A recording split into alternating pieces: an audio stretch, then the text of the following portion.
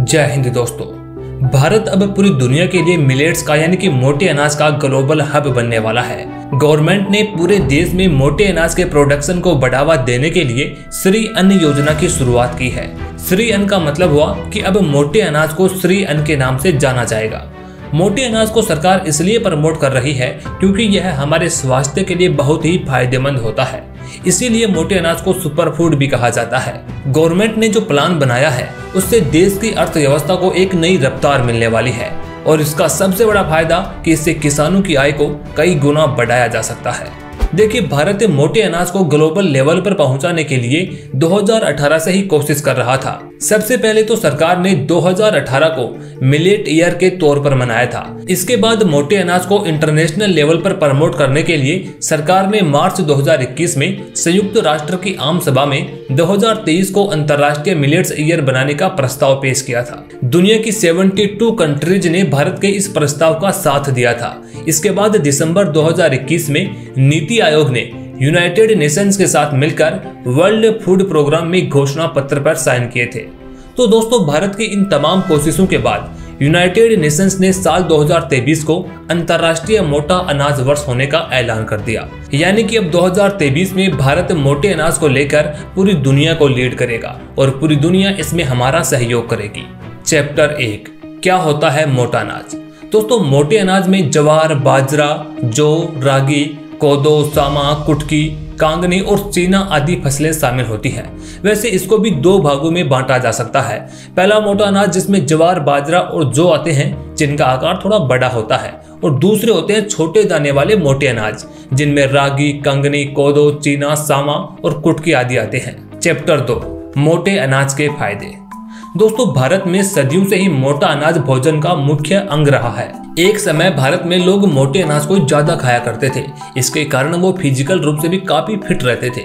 लेकिन जैसे जैसे वक्त बदलता गया, आज के मॉडर्न जमाने के अनुसार लोगों ने उस खाने को ही भुला दिया। धीरे धीरे मोटे अनाज की जगह है गेहूं और चावल आया और अब इनकी जगह पर पिज्जा, बर्गर और चाइनीज फूड आ गया है। इस भोजन की वजह से लोगों में कई प्रकार की बीमारियां भी पैदा हो रही है।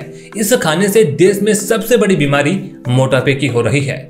नॉन कम्युनिकेबल बीमारियों में काफी ज्यादा बढ़ोतरी आई है, चाहे वो हार्ट से रिलेटेड हो, डायबिटीज हो या कैंसर। तो मोटा अनाज इन बीमारियों को कट करने का काम करता है। दोस्तों, मोटे अनाज को सुपर फूड यूं ही नहीं कहा जाता है। इसके कुछ खास गुणों की वजह से ही इसे ये नाम दिया गया है। आज के समय में शरीर में न्यूट्रिशन की कमी काफी बड़ी समस्या बन चुकी है। लेकिन अगर आप गेहूं और चावल से कंपेयर करें तो इसमें ज्यादा न्यूट्रिएंट्स पाए जाते हैं। उनके मुकाबले इसमें ज्यादा सोल्यूबल फाइबर होता है। इसके साथ ही कैल्शियम और आयरन की मात्रा भी अधिक होती है। तो दोस्तों, चाहे आप न्यूट्रिशन के पॉइंट ऑफ व्यू से देखें या हेल्थ के पॉइंट ऑफ व्यू से देखें, ये बहुत ही ज्यादा बेनिफिट है। एक तो इससे डायबिटीज को कंट्रोल में रखा जा सकता है। दूसरा, शुगर और ब्लड प्रेशर को आप कंट्रोल में रख सकते हैं। हमारा पाचन तंत्र मजबूत होता है, हमारी हड्डियां मजबूत होती हैं। मोटे अनाज में इतने न्यूट्रिएंट्स होते हैं कि अगर इसको खा लिया जाए तो इसके अलावा कुछ और लेने की जरूरत ही नहीं है। तमाम तरीके के एसिड जो बॉडी को चाहिए वो सभी इसमें मिल जाते हैं। देखो, मोटा अनाज कोई नई चीज नहीं है। ये पहले भी हमारे देश में लोग खाते आ रहे हैं। लेकिन अब जरूरत है कि लोगों को इसके बारे में अवेयरनेस किया जाए, लोगों को इसके बेनिफिट के बारे में बताया जाए। मोटे अनाज के दूसरे फायदे और भी हैं जो किसानों के लिए बहुत ही फायदेमंद है। दरअसल मोटे अनाज की खेती करने में बहुत ही कम पानी की आवश्यकता होती है। इसके अलावा इसके उत्पादन में किसी भी तरह के केमिकल का इस्तेमाल करने की जरूरत नहीं होती है। यानी आप इसे केमिकल मुक्त खेती कह सकते हैं, जिसकी वजह से एनवायरनमेंट को भी काफी ज्यादा फायदा मिलता है। और जब हमारे इकोसिस्टम को फायदा होगा तो सोचकर देखिए कि भारत ने जो नेट जीरो कार्बन कम करने का लक्ष्य बना रखा है उसमें भी हमें काफी मदद मिलेगी। और ये तो आप जानते ही हैं कि दुनिया का तापमान लगातार बढ़ता ही जा रहा है और भारत को लेकर तो हाल ही में कई ऐसी रिपोर्ट भी आई हैं जो बताती हैं कि आने वाले समय में भारत में इतना तापमान बढ़ने वाला है कि लोगों का दिन में काम करना बहुत ही मुश्किल हो जाएगा। और इसका सबसे ज्यादा प्रभाव पड़ेगा नॉन फॉर्मल सेक्टर पर। और खेती की बात की जाए तो वो भी नॉन फॉर्मल सेक्टर ही है, जहां एक किसान सुबह से लेकर शाम तक लगा रहता है। लेकिन जब आने वाले वक्त में तापमान दिन के वक्त सहन करने लायक ही नहीं रहेगा तो एक किसान के लिए बहुत ही बड़ी परेशानी रहने वाली है। तो अगर हम इस हिसाब से भी देखें तो ये बहुत ही कम मेहनत वाली फसल है। गेहूं और धान की फसल के मुकाबले किसानों को दिन भर पानी में खड़े रहने की जरूरत नहीं होती है। चैप्टर 3, इकोनॉमी को कैसे फायदा होगा। दोस्तों पहले तो हमारे लिए कुछ आंकड़े जानना जरूरी हो जाता है। देखिए दुनिया भर में जितने भी मोटे अनाज का उत्पादन होता है उसमें 41% सिर्फ और सिर्फ इंडिया में होता है। तो यहीं पर भारत दुनिया को लीड करने की पोजीशन में आ जाता है। साल 2021 और 2022 में भारत ने मोटे अनाज के निर्यात में 8% का ग्रोथ रिकॉर्ड दर्ज किया है और 2021 में भारत ने कुल 1,47,000 मैट्रिक टन का निर्यात किया। तो 2022 में यह बढ़कर 1,60,000 मैट्रिक टन हो गया था। भारत अपने मोटे अनाज को America, UAE, Britain, Nepal, Saudi Arab, Yemen, Libya, Oman और मिस्र जैसे लगभग 200 देशों में एक्सपोर्ट कर रहा है। तो ये आंकड़े बता रहे हैं कि भारत मोटे अनाज और मोटे अनाज से जो प्रोसेस्ड फूड बन रहा है उसके एक्सपोर्ट में ग्रोथ दर्ज कर रहा है। और जब दुनिया में हमारा एक्सपोर्ट बढ़ेगा तो सीधी सी बात है कि हमारी इकोनॉमी भी बढ़ेगी। इसके अलावा जब देश के लोग मोटे अनाज को खाएंगे तो उनका स्वास्थ्य सुधरेगा, तो देश के स्वास्थ्य बजट में भी कमी आएगी। लोग दवाइयों पर जो पैसा खर्च कर देते हैं उसमें भी कमी आएगी और उस बचे हुए पैसे का इस्तेमाल कहीं दूसरी जगह पर किया जा सकेगा। वहीं मिलेट्स से जुड़ी हुई इकोनॉमी में कई स्टार्टअप्स आएंगे, कई यंग एंटरप्रेन्योर्स आएंगे, तो इससे और ज्यादा रोजगार पैदा होगा। सरकार इंटरनेशनल मार्केट में भी मोटे अनाज को प्रमोट करने की कोशिश कर रही है, तो वहां पर इसकी डिमांड बढ़ेगी। वहीं दूसरी ओर जब देश में भी लोग रोज के खान पान में इसको शामिल करेंगे तो डोमेस्टिक मार्केट में भी इसकी डिमांड बढ़ने वाली है। चैप्टर 4, मोटे अनाज से बने हुए प्रोडक्ट। दोस्तों अभी भारत 500 करोड़ का मिलेट एक्सपोर्ट कर रहा है और वो ज्यादातर रो फॉर्म और पाउडर फॉर्म में यानी कि आटे के रूप में जा रहा है। और यहीं पर एक समस्या है, क्योंकि जब आटे के रूप में ये लोगों के सामने जाता है तो लोग इसको इतनी जल्दी एक्सेप्ट नहीं कर पाते हैं। यानी कि जब तक लोगों की जुबान पर इसका स्वाद नहीं लगेगा तब तक वो मोटे अनाज को एक्सेप्ट नहीं कर पाएंगे। तो इसके लिए जो लोकल रेसिपी है, जो लोकल डाइट है, उसके अंदर उसको धीरे धीरे करके इंटीग्रेट किया जाए। अगर लोगों से डायरेक्ट ये कहा जाएगा कि आप मोटे अनाज को खाइए तो वो नहीं खाएंगे। इसीलिए अब इसमें कई वैल्यू एडेड प्रोडक्ट जोड़े जा रहे हैं। अब तक करीब 200 से 250 के करीब मोटे अनाज से बने हुए प्रोडक्ट लॉन्च हो चुके हैं। और हाल ही में जब दिल्ली में मोटे अनाज की एग्जीबिशन लगी थी तो वहां पर मोटे अनाज से बने हुए करीब 200 से 250 प्रोडक्ट देखने को मिले थे, जिसमें dosa, uttapam, noodle, idli, pasta, pizza, biscuit, bakery item, यहाँ तक कि मिलेट्स की आइसक्रीम और मिलेट्स का दूध भी देखने को मिला था। और उस दूध में नॉर्मल दूध से भी कहीं ज्यादा कैल्शियम और प्रोटीन था। तो अब मोटे अनाज से बने हुए ऐसे बहुत से प्रोडक्ट आ चुके हैं जो यंग जनरेशन को ज्यादा पसंद आएंगे, क्योंकि जो चीज वो जंक फूड के रूप में डेली लाइफ में खाते हैं, अब उसी जंक फूड में अगर मिलेट्स को मिला दे तो वो जंक फूड हेल्दी फूड में कन्वर्ट हो जाएगा। इससे लोगों को टेस्ट भी मिलेगा और हेल्थ भी मिलेगी। चैप्टर 5, भारत मिलेट्स का ग्लोबल हब कैसे बन सकता है।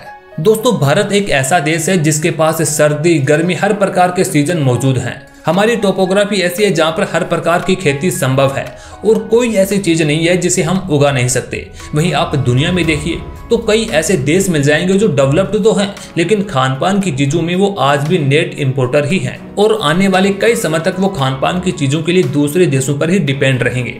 तो यहाँ पर भारत के लिए मिलेट्स एक बहुत बड़ा अल्टरनेटिव बन सकता है। देश में अब तक 500 से ज्यादा स्टार्टअप इस फील्ड से जुड़ चुके हैं, लेकिन अब सवाल यह है कि इसको ग्लोबल मार्केट में कैसे प्रमोट किया जाए। भारत के मिलेट प्रोडक्ट को ग्लोबल सप्लाई चेन में पहुंचाने के लिए हमें इंटरनेशनल सुपरमार्केट जैसे कि लुलु हाइपरमार्केट, कैरीफोर, अल जजीरा हाइपरमार्केट और वॉलमार्ट जैसे मार्केट की जरूरत पड़ेगी। लेकिन इंटरनेशनल मार्केट में घुसने से पहले किसी भी प्रोडक्ट के लिए कुछ क्वालिटी पैरामीटर्स होना बहुत ही जरूरी है, जैसे कि उसकी क्वालिटी स्पेसिफिकेशन कैसी है, उसकी लेबलिंग स्पेसिफिकेशन कैसी है, उसकी पैकेजिंग स्पेसिफिकेशन होना भी बहुत ही जरूरी है, नहीं तो वो प्रोडक्ट मार खा जाता है। अब जो भारत के छोटे मोटे स्टार्टअप्स हैं वो इन क्वालिटी पैरामीटर्स पर खर्रे नहीं उतर पाते हैं। वहीं दूसरी बात, इन्हें इंटरनेशनल सुपरमार्केट की रिटेल चेन में इतनी आसानी से एक्सेस भी नहीं मिल पाता है। तो दोस्तों इसके लिए भारत की एक एजेंसी है अपेडा, यानी कि agricultural and processed food products export development authority. यह एजेंसी एग्रीकल्चर फूड और प्रोसेस्ड फूड को दुनिया भर में एक्सपोर्ट करने का काम करती है। तो अब अपेडा ने इन बड़े सुपरमार्केट के साथ टाई अप करने की योजना बनाई है। फरवरी 2023 में ही अपेडा ने लुलु हाइपरमार्केट के साथ एक MOU साइन किया है। इस सुपरमार्केट के साथ टाई अप करने से भारत अब अपने प्रोडक्ट को गल्फ कंट्रीज जैसे कि Bahrain, Kuwait, Oman, Qatar, Saudi Arab, UAE और मिस्र में प्रमोट कर पाएगा। इससे एमओयू में ये डिसाइड किया गया है कि ये सुपरमार्केट हमारे स्टार्टअप्स को प्रोडक्ट की क्वालिटी पैरामीटर्स के लिए एजुकेट करेंगे कि वो कैसे इनकी पैकेजिंग, क्वालिटी और लेबलिंग करके अपने प्रोडक्ट को इंटरनेशनल मार्केट में प्लेस कर सकते हैं। इसके साथ ही साथ ये इंटरनेशनल मार्केट खुद भी हमारे प्रोडक्ट को अपने सुपरमार्केट में प्रमोट करेंगे। इसके अलावा इंडिया ने यह भी प्लान किया है कि हम मिलेट्स को south Africa, Japan, south Korea, Indonesia, Sydney, Germany, Britain और अमेरिका जैसी जगहों पर प्रमोट करने के लिए कई स्टेक होल्डर्स के साथ पार्टिसिपेट करेंगे। वहीं इंटरनेशनल प्लेटफॉर्म जैसे कि food x, Seoul food and hotel show, Saudi agro food, Australia में फाइन फूड शो, बेल्जियम में food and beverage show, Germany में बायोफेच एंड अनुगा फूड फेयर जैसे प्लेटफॉर्म में प्रमोट करने का प्लान किया गया है। वहीं दोस्तों हाल ही में जब 2023 के बजट को पेश किया गया था तो उसमें भी सरकार ने मोटे अनाज को लेकर कई बातें कही थी। बजट में कहा गया था कि भारत को मिलेट्स का ग्लोबल हब बनाने के लिए Indian institute of millets research Hyderabad को एक्सीलेंस सेंटर के रूप में प्रमोट किया जाएगा, ताकि ये इंस्टीट्यूट भारत की बेस्ट प्रैक्टिसेज को, रिसर्च को और टेक्नोलॉजीज को इंटरनेशनल लेवल पर शेयर कर सके। कंक्लूजन दोस्तों, इंडियन गवर्नमेंट भारत के इस मोटे अनाज को दुनिया के सामने हर तरीके से प्रमोट करने में लगी हुई है। दिसंबर 2022 में ही पार्लियामेंट में भी वाइस प्रेसिडेंट और प्राइम मिनिस्टर, वहीं पार्लियामेंट के कई मेंबर्स और नेताओं ने मिलकर मोटे अनाज का लंच किया था। इतना ही नहीं बल्कि दिसंबर में ही देश के विदेश मंत्री की ओर से यूनाइटेड नेशंस के सेक्रेटरी जनरल एंटोनियो गुटेरेस और यूनाइटेड नेशंस के कई मेंबर्स को मोटे अनाज का लंच करवाया गया था। वहीं अब तो इंडियन आर्मी ने भी अपने खाने में मोटे अनाज को अनिवार्य कर दिया है। जवानों की डाइट का 25% हिस्सा मोटे अनाज का बना हुआ होगा। खैर दोस्तों, गवर्नमेंट तो अपनी ओर से तमाम कोशिशें कर रही है, लेकिन अभी भी इसको लेकर काफी सारी चुनौतियां बनी हुई हैं। एक तो देखिए, पिछले काफी समय से जब मोटे अनाज की खेती करने से किसानों को कोई बेनिफिट नहीं हो रहा था तो उन्होंने खेती करना ही बंद कर दिया था। तो उसके लिए गवर्नमेंट को उन्हें दोबारा से मोटे अनाज की खेती करने के लिए तैयार करना होगा, क्योंकि भारत का मोटे अनाज का एक्सपोर्ट तो बढ़ रहा है लेकिन इसका प्रोडक्शन अभी कम ही हो रहा है। और दूसरी बात कि लोगों में भी मोटे अनाज को लेकर अवेयरनेस करने की जरूरत है। लोगों को यह बताने की जरूरत है कि डायरेक्ट और इनडायरेक्ट रूप से इसमें काफी ज्यादा बेनिफिट है। डायरेक्ट रूप से हम देखें तो हमें न्यूट्रिशन मिल ही रहा है, वहीं इनडायरेक्ट रूप से देखें तो मोटे अनाज को खाने से हम कभी बीमार नहीं पड़ेंगे। इससे हम अपनी कितनी कॉस्ट बचा पाएंगे और जब एक्सपोर्ट बढ़ेगा तो हम अपनी इकोनॉमी को कितना फायदा पहुंचाएंगे। इसके साथ ही जब हम बिना केमिकल की खेती करेंगे तो इससे एनवायरनमेंट को भी कितना बेनिफिट होगा। खैर दोस्तों, जिस प्रकार से गवर्नमेंट मोटे अनाज को इंटरनेशनल लेवल पर प्रमोट करने की कोशिश कर रही है, तो क्या आपको लगता है कि भारत मिलेट्स का ग्लोबल हब बन पाएगा? अपने विचार हमें कमेंट बॉक्स में जरूर बताएं। वहीं अगर आपको वीडियो अच्छी लगी तो उसे लाइक और शेयर जरूर करें। वहीं ऐसे और इंटरेस्टिंग टॉपिक्स पर वीडियो देखने के लिए हमारे चैनल को सब्सक्राइब जरूर कर लें।